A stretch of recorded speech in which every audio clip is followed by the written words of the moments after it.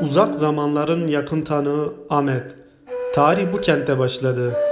Yapılan araştırmalara göre Çayönü, Yukarı Mezopotamya'nın en eski yerleşim yeridir.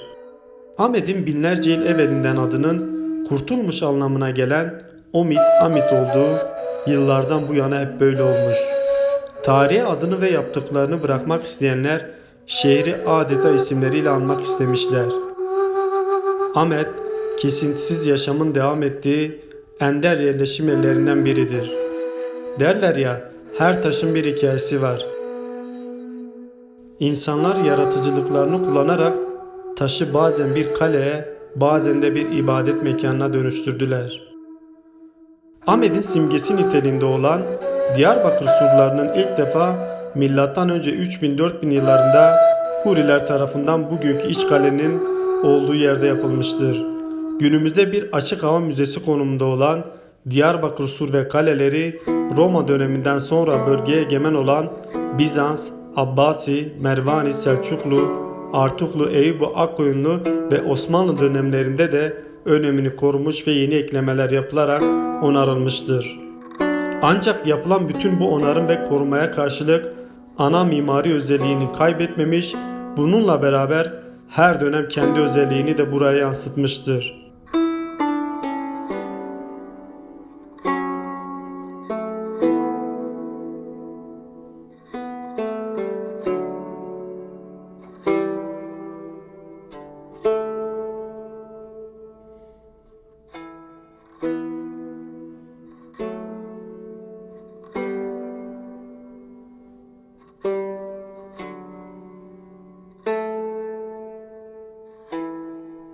Tabii Diyarbakır dediğimizde işte binlerce yıllık bir tarihi geçmişe sahip olan bir kentten bahsediyoruz. Bugün de Benüsen Mahallesi'ndeyiz. Benüsen de Diyarbakır'ın yani surlarla hem kendi doğal yapısıyla birlikte oluşmuş doğal bir mahalle aslında ve doğal bir görüntü de oluşturmuş durumda. Şimdi geriye döndüğümüzde Diyarbakır tarihine baktığımızda işte yani binlerce yıllık bir tarih ve birçok uygarlık da burada yaşamış, medeniyet yaşamış. İşte Huriler dönemiyle kurulan bir kent. O günden bugüne kadar da işte Asurlular yaşamış, Hititler yaşamış, Romalılar, Bizanslılar, işte Arap devletleri, Sasaniler, Türk devletleri, Osmanlı, Kürt devletleri, işte Persler, yani birçok medeniyet burada aslında görmüş, yaşamış binlerce yıldır ve her gelende aslında yani kendine dair işte bir şeyleri kattığı bir kent görünümünde yazmış. Hatta kendine özgü o dar kuçeler dediklerimiz sokaklar mimarisi oluşturulmuş ve yine buraya özgü işte bazalt taşla yapılmış taş yapılar var ve yine o evlerden bahsedecek olursak işte avlulu evler deniyor ve geniş böyle daha ataerkil toplum dediğimiz işte daha böyle birçok ailenin bir arada yaşadığı evler halinde. Yani günümüze kadar gelmiş bu şekilde. Tabii şeyler zarar görmemiş mi? Görmüş. Yani birçok işte savaşlar geçirmiş. Günümüzde de yani özellikle 1950'li yıllardan itibaren bir kentin o nasıl diyeyim o avlulu evler dediğimiz işte bazalt taş evler dediğimiz yani o tarihi yerlerde bozulmalar yaşanmaya başlamış. Çünkü daha konforlu işte tuvaleti, banyosu böyle içeride olduğu evlerin inşa edilmesiyle birlikte biraz da o toplum işte ataerkil toplum şeyinin biraz daha kırılmasıyla birlikte insanlar buralardan göç edip o evlere gitmişler. Buralar boşalmaya başlamış. Bir yandan işte göçler geliyor. O göçlerle birlikte bir boşalma var. İşte özellikle 80'li 90'lı yıllarda geldiğimizde ciddi bir işte bölgenin kendi özgün sorunlarından kaynaklı özellikle Kürt sorununun çözümsüzlüğünden kaynaklı birçok köyler boşaltıldı ve yoğun bir göç aldı Diyarbakır. Özellikle Diyarbakır işte o sur içi, surların olduğu bölge.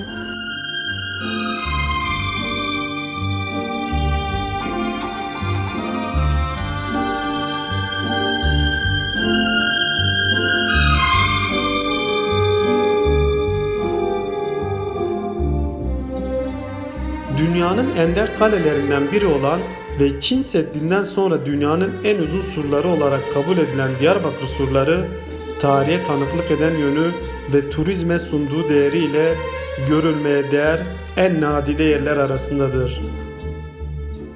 Namı diğer Surkent olarak anılan Amed, tarihin uzun dönemlerine tanıklık ederek günümüze kadar gelmeyi başarmış bir şehir.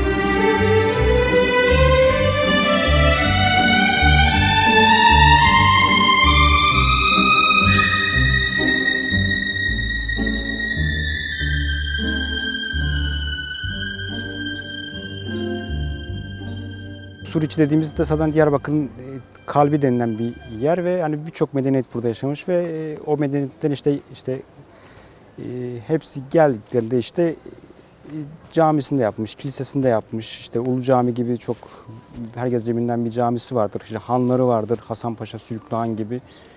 İşte Cemil Paşa Konağı vardır. Böyle çok tarih içinde çok önemli yer tutmuş mekanları da var. İşte o mekanların işte taş yapılarla yapılmış ve bazalt taş buraya özgü işte volkanik taşlardan çıkartılarak yapılmış bir taşlar ve asırlarca belki de kendini bir şekilde muhafaza etmiş. Tabii tarihe yenik düşen yapılar da mevcut şüphesiz. İşte Suriçi'nin mimarisi baktığımızda o dar kuçeleri mevcut ve hani kendine özgü bir dar kuçeleri. Biraz daha aslında kapalı bir toplum şeyini de gösteren bir şeyi var. Böyle bitişik bütün evler, yani sokaklar dar. Komşulu ilişki, herkesin birbirini tanıması, çünkü sokakta yani herkes birbirini daha yakından, daha iyi şekilde tanıyor. Yani bugün günümüzde baktığımızda apartman dairelerine şimdi baktığımızda işte yüksek binalar var ama işte kimse birbirini tanımıyor neredeyse.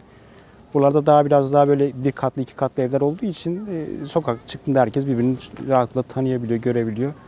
Ve baktığımızda da yani o bu kadar medeniyet içerisinde birçok halk birlikte de yaşamış, yani yani günümüz işte ulus devlet modelleri ortaya çıkana kadar yani Türk'ünden, Arap'ından, Süryanisinden, Ermenisinden hepsi bir şekilde bir arada yaşamış ve bugünlere kadar gelmiş aslında, yani son 100 yıl özellikle diyelim, yani bugüne kadar geldiklerini görüyoruz.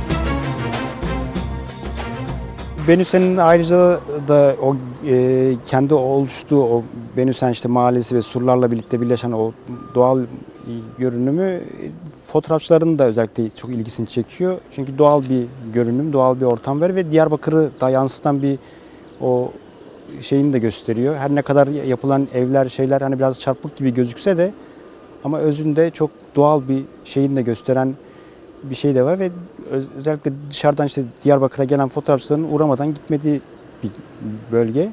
Yine birçok bu şekilde hani tarihi mekanlar vesairelerinde olduğu bir kent ve oralarda aynı şekilde fotoğrafçılar bir şekliyle fotoğraflıyor ve gelecek yıllara ulaştırmak için uğraşıyorlar yani. Sur içine de değinecek olursak yani özellikle fotoğrafçılar bakımından işte dışarıdan gelen işte turistler olsun, onların işte gezdiği mekanlar bakımından işte Hasanpaşa, Sülükdağan, Ulu Cami, işte yine birçok konak bu şekilde geziliyor.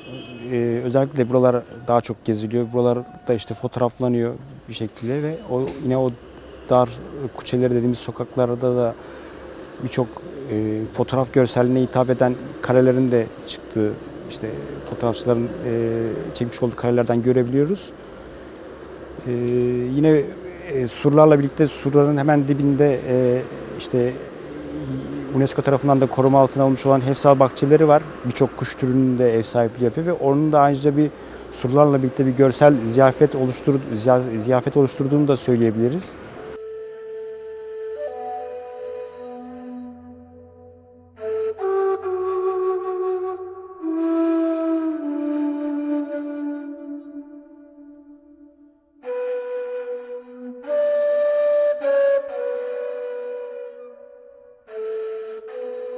Ahmet, camileri, kiliseleri, hanları, köprüleri ve büyük medeniyet birikimiyle en gözde şehirlerden biridir.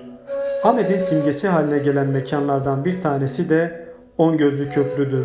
Köprünün güneybatı bölümünde ilk 3 gözde yer alan kitabeye göre 1065 ile 1067 yılları arasında Mervanililer tarafından Nizamettin Nasır döneminde yeniden inşa edilip diğer kısımlarının da onarıldığı bilinmektedir. Günümüze kadar gelen son yapım ve onarım olmuştur. Köprü zemininde antik döneme ait zemin kalıntılarının bulunması da muhtemeldir. 10 gözlü köprü tamamen bazalt kesme taşları ve moloz taştan inşa edilmiştir.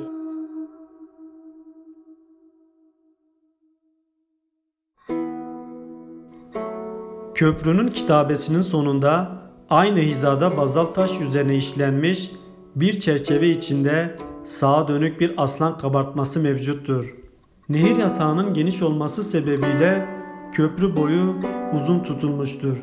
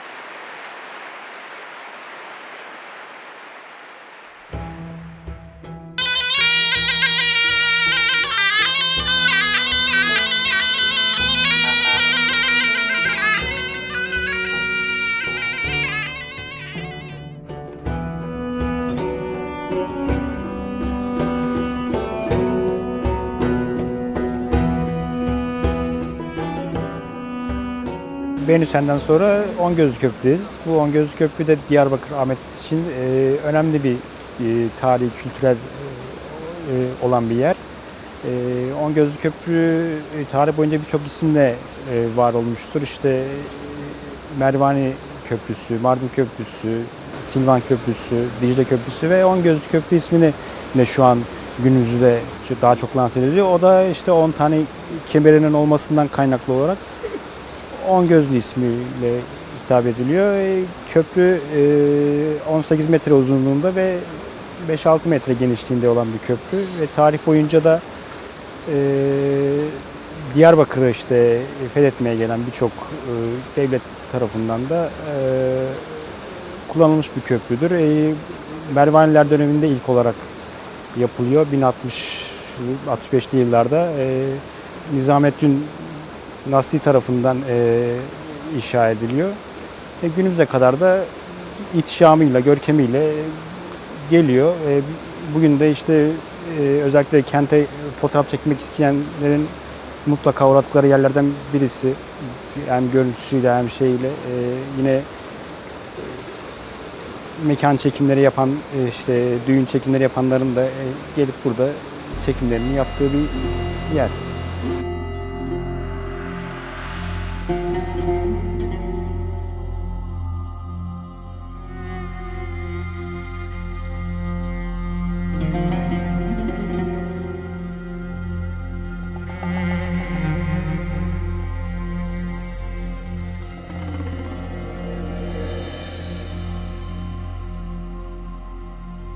Namı diğer Surkent olarak anılan Ahmet, tarihin uzun dönemlerine tanıklık ederek günümüze kadar gelmeyi başarabilmiş bir şehir. Yaşayan bir tarih, gezilesi yerler ve görülecek pek çok inceliğe sahip olan Ahmet surları, heybetli duruşuyla en çok ziyaret edilen mekanlardan biridir.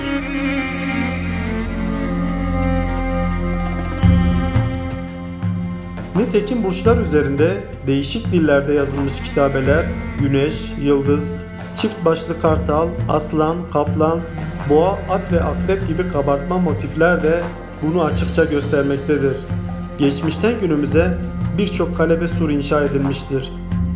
Ahmet surlarının en önemli özelliklerinden biri de burçları. Sur duvarları arasında bulunan 82 burçtan çoğu yuvarlaktır. Bazıları da 6 veya 4 köşelidir. Şehrin Dicle Vadisi'ne bakan ve savunması daha kolay olan cephelerdeki burçlar daha çok 4 köşeli ve seyrektir. Keçi burcu, Evli Beden burcu ile 7 kardeş burcu en çok bilinenler arasındadır.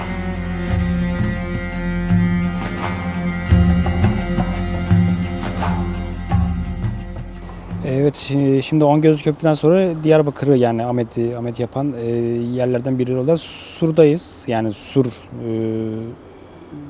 üzerindeyiz.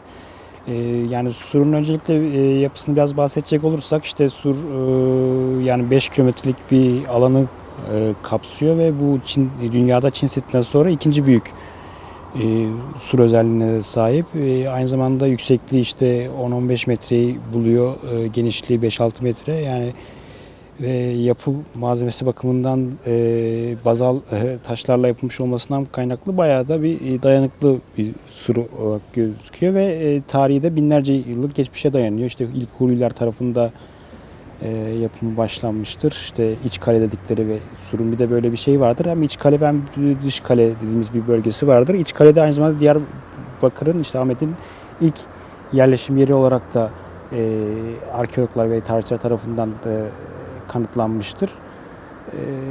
O günden bugüne de birçok medeniyete de ev sahipliği yapmıştır. İşte Hurilerle başlayan işte Hititler, Asurlular, Romalılar, Arap hükümetleri, Bizans, Selçuklular, Osmanlı ve günümüz işte Cumhuriyet'e kadar Surlar ihtişamını, görkemini korumaya devam etmiştir. 82 burç vardır. Bunların aralarında en bilinenleri yani isimlendirilenler de vardır ve bunların aralarında en bilinenleri de işte Evli Burç, Keçi Burcu, Evli Beden, Keçi Burcu, Yedi Kardeşler gibi böyle çok isimleri bilinen şeyleri de vardır. Bunun dışında yani surların kapıları da bulunduğu işte açıldığı yere göre isimlendirilmiştir. İşte Urfa Kapı, Mardin Kapı, Dağ Kapı, Yeni Kapı gibi böyle kapıları da isimlendirilmiştir açıldığı yöne, açıldığı döneme dair olarak da.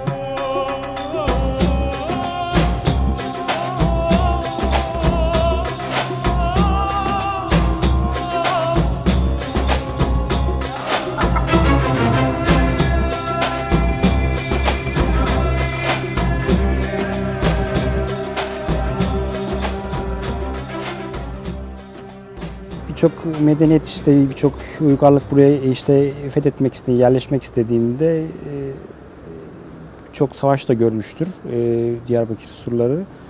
Bu çerçevede işte ele geçirirken zarara olmuştu, tahrip olmuştu, yıkılmak durumunda kaldığı yerleri de olmuştur ama her ele geçiren yeniden onarmıştır ve özellikle 20. yüzyıla kadar bu şekilde devam etmiştir. Ondan sonra işte değişen savaş teknolojileri vesairelerden kaynaklı olarak da artık surların bir savunma amaçlı çok da kullanılacak bir durumda olmamasından kaynaklı biraz daha kendi haline bırakıldığı için yer yer bozulmaların da artık gözle görülür olduğu görülüyor ve tabii yani bu da aslında binlerce yıl ayakta kalmış olan surların bundan sonra aslında tarihi dokusuna, o bazalt taş, işte o siyah taş dedikleri o taşla birlikte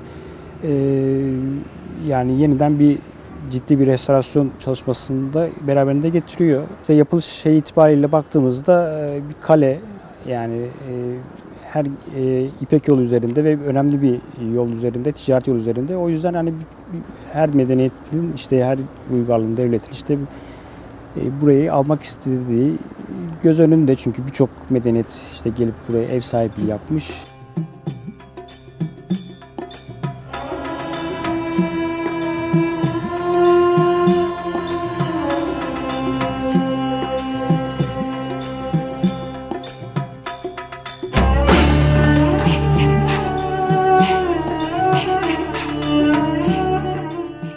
Ahmet, seyyahların gözdesidir.